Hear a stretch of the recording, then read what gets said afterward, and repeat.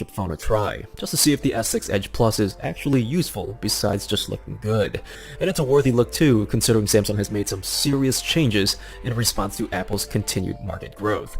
Now, Samsung has never sent me any items for review on this channel here, so I did personally pay for this myself, and this is the 64GB model in black sapphire, although you'll see later the phone looks more blue than anything else.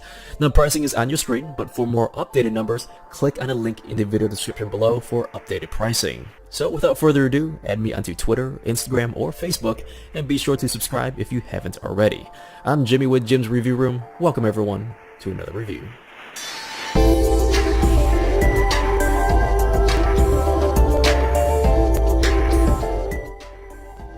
As I'm sure you're well aware now, Samsung has gone quote premium with the latest phones now offering aluminum and glass bodies. Currently it's one of the thinnest and lightest large phones in the world, beating the iPhone 6s Plus and the new LG V10. But let's go over the exterior real quick here and I'll explain to you my findings. Starting at the top, there's your nano SIM tray. To the right is one of the microphones, and one thing that I noticed real quickly here, the IR blaster is no longer here. Now, rotating to the side, the power on and off. To the bottom, a 3.5mm port for your headphones. Microphone is next, USB 2.0 port, and last is the speaker. Now, with the speaker located on the bottom now, the sound is more direct than the previous Galaxy phones, and you do receive a slight sense of improved clarity, but overall sound quality, these still very much sound the same, like tiny speakers. Now to the left are your volume rocker buttons, and that's pretty straightforward here. And now rotating to the rear, the back is now sealed and enclosed with glass and aluminum. A 16-megapixel rear-facing camera, like most, if not all phones currently on the market, does protrude ever so slightly, in this case preventing the Edge Plus from resting entirely on its glass rear. Now more about the camera a little bit later. Now for those who are unfamiliar with Galaxy products, Samsung has been including an infrared heart rate reader, which works very accurate when I compare this with another phone, my activity band as well, and also a finger meter, like the ones that they use in hospitals for quick readings. But the infrared sensor can also read stress levels based on heart rate variability and oxygen levels in the bloodstream. Now the last bit here, since we're still in the rear, the back is unfortunately not removable. Because of the enclosed back, this does leave me to worry a bit, since my most recent Note 4, also my brother's Note 4 Edge, and my fiance's S5 all had battery issues, basically either not holding a charge or prematurely shutting down before reaching 5% left of battery life. Now, is the battery Samsung using today more reliable? Unfortunately, only time will tell. The battery is indeed replaceable on these models here, but does involve opening the phone up, but for the average consumer, I wouldn't think most would attempt to tackle this matter. Now, not bashing Samsung at all, but just pointing out my experiences. And although the micro SD card slot is no longer available, the alternative is to use the cloud, like Google Photos or Dropbox. Now, most consumers I think would be okay with this, but those heavy into file transfers, like myself, since this is my work phone, using the USB 2.0 to transfer large video files is a pain, and if I'm away from my fast internet at home, the Wi-Fi in hotels or coffee shops are not too ideal either. Now rotating to the front is a 5-megapixel camera for those selfie moments. A fingerprint scanner on the bottom here works great just by holding your finger here on the home button, and very conveniently this pulls the camera up as well with 2 taps in succession. Now the construction on this, the front of the screen is the latest Gorilla Glass 4, and technically Samsung is the first to announce that they were using 7000 series aluminum before Apple did, basically offering 1.7 times stronger metal and 1.3 times more scratch resistance over the previous model.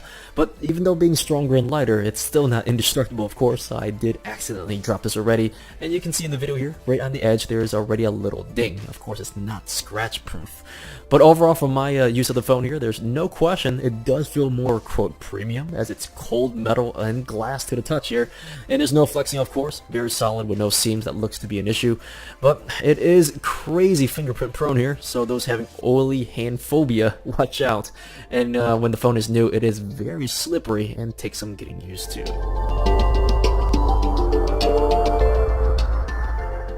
Measuring in at 5.7 inches, the Edge Plus has Samsung's signature Super AMOLED display with a resolution of 2560 by 1440.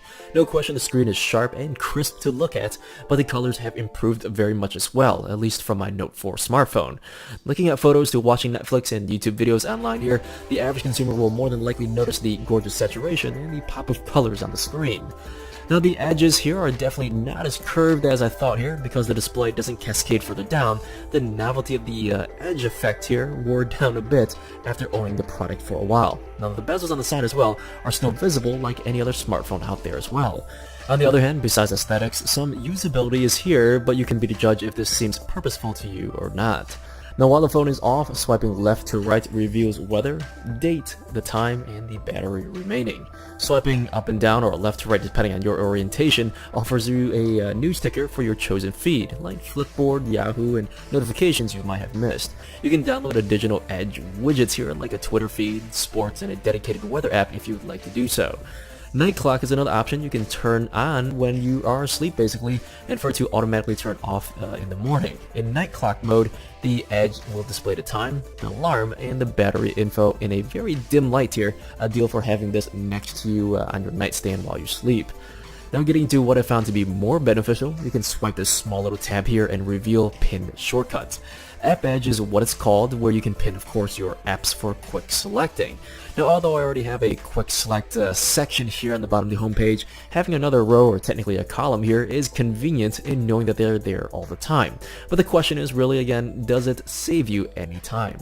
Now, the better and maybe the best feature Edge is People's Edge. You can select up to 5 people you want pinned here for quick access, but they're also a designated color. If you leave your phone down, face down here on the table, and say Jane Smith calls, her People's Edge color, let's say blue, will glow the side of the phone, just giving you a visual indication.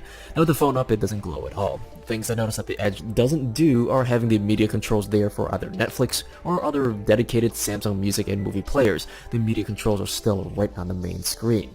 The Edge, to be honest with you, doesn't feel like a true dedicated second screen for information to display once you have the main display on. Overall, I really felt for the premium that you do pay, it's more for the looks, and even in the looks department for the actual user, again, the novelty dies down pretty quick. Let me know what you think in the comment section below. But discussing the other Samsung dedicated features that may be useful to consumers, Palm Swipe makes a return here for taking a screenshot of your screen. For an incoming call, you can mute your phone by either face palming the phone here or flipping the phone onto the table itself. Now, direct call is available, and this seems pretty nifty here. If you're in Messages, not Hangouts that is, and you want to call that person, instead of fumbling and going into your contacts, just put the phone to your ear right then and there, and the phone dials that person. Another similar feature is Smart Alert. If you missed a call from earlier and you come back and let's say you pick up your phone then, the Edge Plus will vibrate to alert you just in case you did pick up your phone and you didn't check the screen. Although some of these do seem kind of gimmicky, these features here, but they are alternatives that does help somewhat. Of course, you can choose to use them or not. But the last feature here has been on Samsung phones for a while now. You can perform multi-window and have 2 select apps open at the same time for multitasking. Convenient when you're watching a YouTube video while surfing the internet or pulling up info while you're on Messenger or Hangouts. I know there's been a lot of information so far, but the big question, how does everything come together and how does it perform? The Edge Plus runs on Samsung's own 8-core processor with 4 gigs of RAM. Android 5.1.1 is currently installed with Samsung's toned down overlay. The basic test that you may see other reviewers do is just scrolling back and forth on the main page rapidly, and this basic test showed signs of lagging on the new Sony Z5 smartphone, but for the Edge Plus here, nothing whatsoever, thank goodness. My biggest issue was with the camera on the Note 4, pulling up the camera was somewhat slow, but now this loads up instantly. What started for me most of the time from previous Samsung experiences was taking a photo and then opening up Gallery immediately. A really significant delay, at least on my device that I noticed. Now here, as evident in the video as proof, it works perfectly fine. Now I further stressed the system with leaving apps open and browsing web pages later, and again, nothing that I could see as being an issue. Overall, from general consumption to gaming to what I personally use the phone for, which is heavy use on photo, video, and social media consumption, so far it's been very well done. As for the camera and the camera quality, I love the simplicity. When the camera is loaded, swipe left and you do get a slew of features. Pro mode is offered, similar to manual mode on cameras, but not quite though. Everything is laid out in front of you. Adjust the white balance, you can manually adjust ISO levels, the focusing, and you can adjust the characteristics of the camera like highlights, contrast, and saturation. Now without several shots here from another camera, we really don't know how good this camera can perform. Now keep in mind this is not a direct comparison of which camera is better, but I am testing the LG V10 and I just want to show some shots just for, again, some, I guess, general comparative purposes. Another flagship phone basically compared to the Edge Plus. Now the Samsung model here provides deeper colors and a sharper image right out of the box. For those not interested in editing photos and just want a point-and-shoot camera, the Samsung does great for the average consumer, providing outstanding quality in auto mode. The LG V10, although shot in the same megapixel and auto mode as well, the Samsung did do better. The only thing I noticed several times from the Edge Plus is this little blue glare here in certain photos, so just be aware of that. I didn't notice this or barely noticed this on the LG phone. Now, as for low light performance, these photos were actually taken much later in the day, minimal lighting, there wasn't any extra lighting I put into the room, and holy cow, very minimal noise, but you can see the contrast, the richness is all there, basically stock right out of the box. But overall, using the phone, the operating system feels to have improved greatly, and that's me coming from the Note 4. Regarding battery life, I still get about a day's worth of juice on, auto brightness, and both Wi-Fi and 4G on. The quick charging works miracles, powering the phone up quickly from near dead, but I do admit the phone does get pretty hot from using the fast charge. And regarding heat, the phone does get warm from prolonged use while on phone calls, and of course with recording video too. Again, with that non-removable back, I just hope everything does remain intact over time. For the time being, I believe the premium you do pay for having those curved edges on the screen is more for bragging rights and aesthetics. However, if you want functionality, the Note 5 could be a much better choice. Cheaper too. But other than that, so far, the overall Samsung experience has greatly improved with more features than before, despite missing my much beloved IR blaster.